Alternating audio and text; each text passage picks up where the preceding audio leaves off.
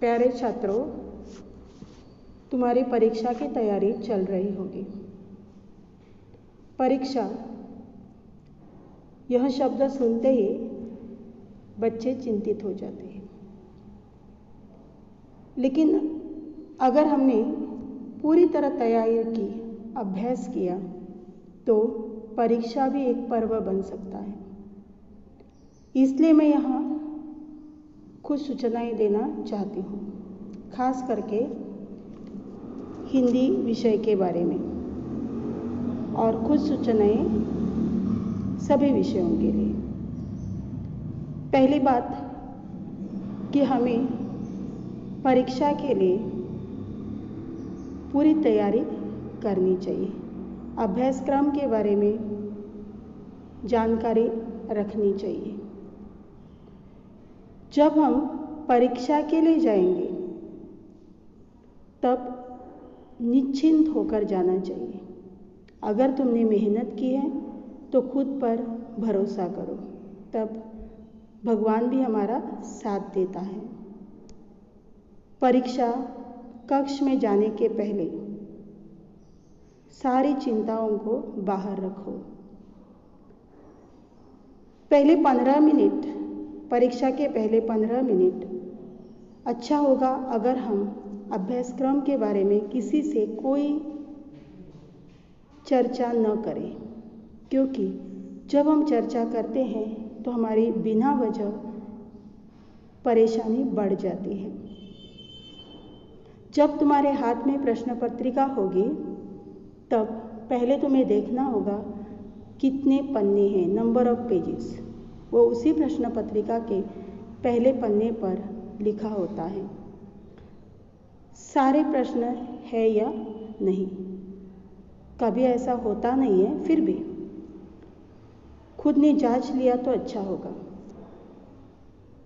उसके बाद जब हम उत्तर पत्रिका लिखना शुरू करते हैं तो प्रश्न क्रमांक ठीक से लिखें। मेरा मतलब है प्रश्न पहला अ, इस प्रकार वहाँ है तो अ लिखना चाहिए।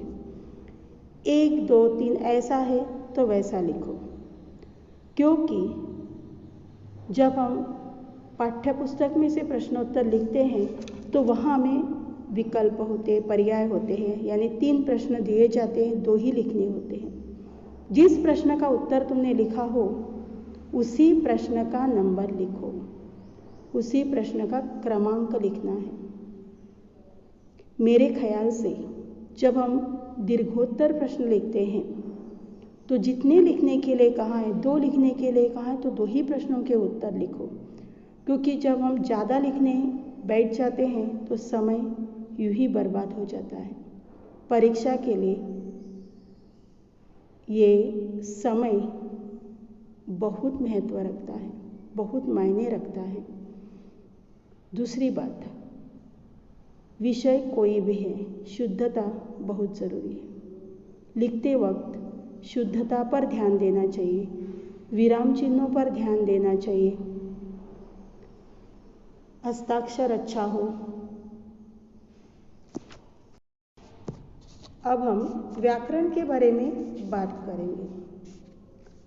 प्रश्न चौथा और 5वां अ और आ, इसके लिए पूरे 16 अंक होते हैं और ये तुम पूरे अंक हासिल कर सकते हो। यहाँ तुम्हें वाक्य रचना करनी होती है, खास करके सहायक क्रिया के लिए मुहावरे, अनेकार्थी शब्द। तो जब वाक्य बनाने होते हैं तो साधारण वाक्य लिखो, बहुत लंबा वाक्य नहीं, और जो शब्द तुम सही ढंग से लिख सकते हो उन्हीं का उपयोग करो, ताकि तुम्हें पूरे अंक मिल जाए। फिर जहाँ पर्यायवाची शब्द है, विशेषण बनाना है या भाववाचक संज्ञा रूप बनाना है, वहाँ भी शुद्ध लिखो, ताकि तुम्हें पूरे अंक मिल जाए। जब हम विशेषण रूप बनाते हैं या भाववाचक संज्ञा रूप बनाते हैं तब ध्यान से लिखें, क्योंकि अक्सर यहाँ हम गलती कर बैठते हैं क्योंकि कई शब्द हमारे ओठों पर होते हैं, जैसे भारत से भारतीय सही है, लेकिन ये भारतीय जो है वह विशेषण है। लेकिन सोचो कि हमें भाववाचक संज्ञा बनानी है तो भारत से भारतीयता होगी, तो ये विशेषण है या भाववाचक संज्ञा है, ये जरा गौर से देखें। वाक्य परिवर्तन करते समय सूचना के अनुसार करें। वह देखो कि हमें किस प्रकार में लिखना है। ये पूरे अंक तुम 16 अंक जो है वह तुम प्राप्त कर सकते हो। ये पूरे अंक दिए जाते हैं जब तुम शुद्ध लिखते हो और सही लिखते हो। अब मैं लेखन की बात करूंगी, मतलब निबंध लेखन, पत्र लेखन और कहानी लेखन। निबंध लेखन में 4 विषय दिए जाते हैं, 6 अंक होते हैं। अंकों के अनुसार हमें निबंध लिखना चाहिए, कम से कम 100 या 150 शब्दों में। थोड़ा ज़्यादा हुआ तो कोई बात नहीं, लेकिन बहुत ही छोटा भी नहीं लिखना है। यह 4 विषय जो दिए जाते हैं उन्हें पढ़ो, सोचो इसमें से कौन सा विषय मैं लिख सकता हूँ या लिख सकती हूँ। 1-2 मिनट के लिए सोचना ज़रूरी है, ताकि हम लिखने जब शुरुआत करें तो अच्छी तरह से लिख पाए। निबंध लिखते वक्त भाषा पर ध्यान देना है, फिर शब्दों का उपयोग, उचित शब्दों का उपयोग करना चाहिए। हो सके तो कहावतों का, मुहावरों का उपयोग करें ताकि तुम्हारा निबंध रोचक हो।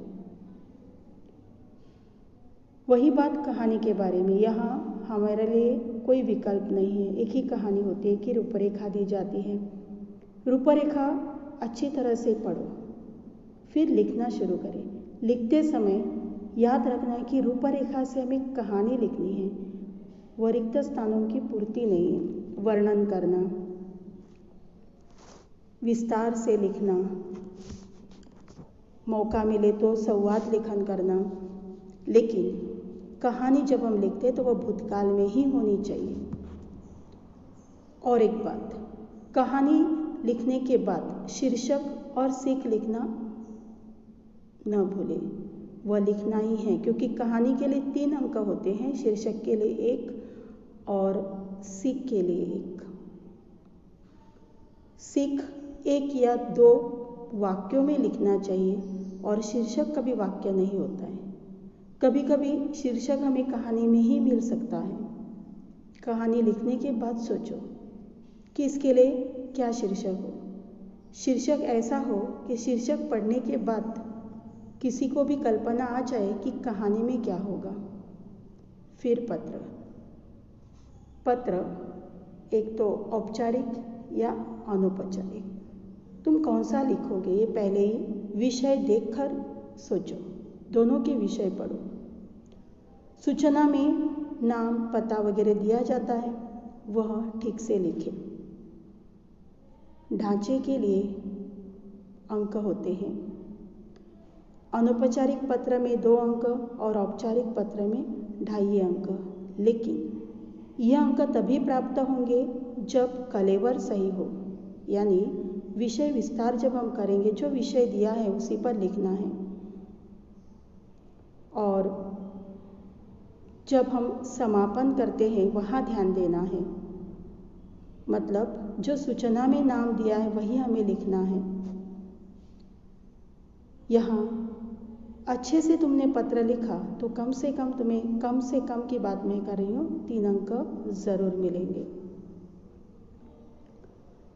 फिर है अपठित गद्य खंड। इसके लिए थोड़े ज़्यादा समय देना है क्योंकि 16 अंक है। यहाँ प्रश्न गौर से पढ़ने चाहिए और प्रश्न में क्या अपेक्षित है, उत्तर क्या अपेक्षित है ये देखना चाहिए। प्रश्न के अनुसार हमारा उत्तर हो, इसलिए पहले एक बार अपठित गद्य खंड पढ़ो। उत्तर लिखते समय सही क्रमांक लिखो। उत्तर लिखते समय प्रश्न गौर से पढ़ो और प्रश्न के अनुसार उत्तर लिखो। वहाँ सारे शब्द वहीं पर मिल जाते हैं, शुद्ध लिखो ताकि तुम्हें पूरे अंक मिल जाए। कई बार हमें शीर्षक लिखना हो तो वह भी वहीं पर मिल जाता है। बहुत बार हम हड़बड़ा जाते हैं जब शीर्षक लिखना होता है। छात्रों की यही कमज़ोरी होती है। ये इतना कठिन नहीं है काम। सोचो कि ये अपठित गद्य खंड किस पर आधारित है, उसके अनुसार तुम शीर्षक लिखो। और इस प्रकार अगर तुमने लिखा, ज़रूर तुम्हें अच्छी सफलता मिलेगी। परीक्षा के लिए शुभकामनाएं।